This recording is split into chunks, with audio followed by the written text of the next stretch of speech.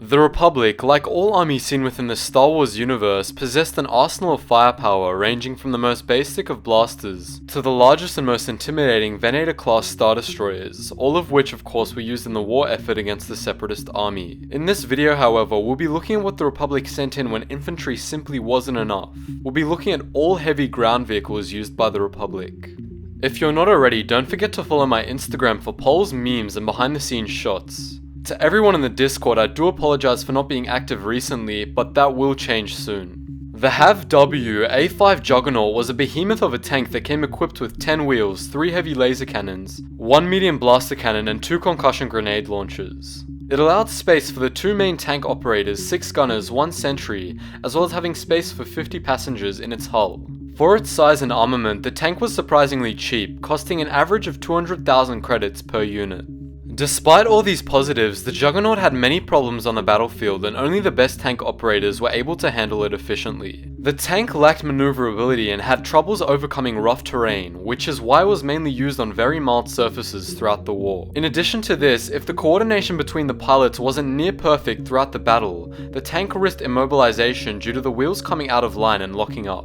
The all-terrain attack pod, otherwise known as the AT-PT or sniper tank, was a 2-legged walker armed with a heavy projectile launcher, a heavy blaster cannon, and a medium blaster cannon. Unlike its cousin, the AT-TE walker, the AT-PT was primarily used from afar and was used to shell enemy positions rather than attacking troops. The tank had space for 1 pilot and 2 gunners and was most notably used on Kashyyyk. The A5RX battle tank was the smaller size version of the A5 Juggernaut tank recently mentioned and was basically designed to combat all the flaws possessed by the larger tank. Unlike the Juggernaut, it was equipped with tracks instead of wheels, and because of its smaller size it was able to navigate the battlefield in an efficient and relatively sneaky way, leading it to be classified as a recon tank. The tank came equipped with a pair of dual repeating blasters, a beam cannon, and a spread missile turret. In contrast to the A5 Juggernaut, the A5RX only had 1 pilot and 4 gunners, probably due to its small size and simple operation.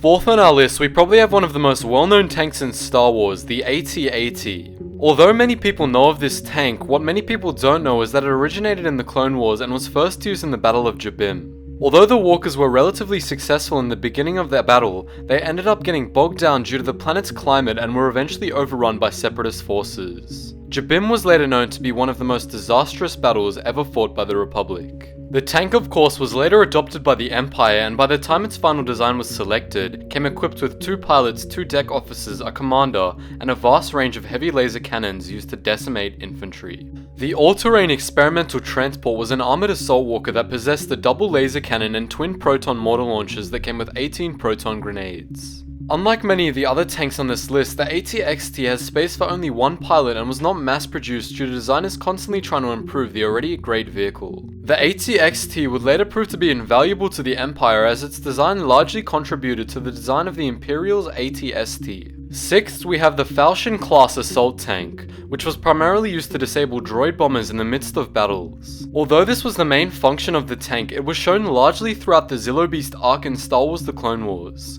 where the operators of the tank attempted to subdue the creature. The all-terrain open transport, otherwise known as the AT-OT, was an 8-legged walker that was designed in order to transport infantry safely across dangerous planets. The AT-OT was most notably seen on Felucia and was positioned behind Aayla Secura as she was being killed. The tank had space for 1 pilot and could fit approximately 60 troops at maximum capacity. One of my personal favorites, the AT-TE, or the All-Terrain Tactical Enforcer, was, as the name suggests, a heavily armored vehicle used on the front lines. The tank featured a range of armaments which included 6 anti-infantry laser cannons and 1 driver cannon. The walker was one of the best designed pieces of machinery ever seen throughout the Clone Wars, as not only was it effective, but it also had the ability to scale vertical walls and even be used in space. Last but not least, we have the AV-7 anti-vehicle artillery cannon. Although this cannon was not mobile, I decided to add it to the list as it is classified as heavy artillery as well as it having a close relation to tanks. The AV-7 cost a mere 14,000 credits and only 1 pilot had to be trained in order to operate it, making it economically efficient for the Republic. Many of you may recognize the cannon from the Battle of Christosis, where it is shown decimating enemy front lines. Anyways guys, as always, thanks for watching. Be sure to tell me if you like this kind of style, and if you have any suggestions for future videos, let me know in the comments below. I'll see you in the next video.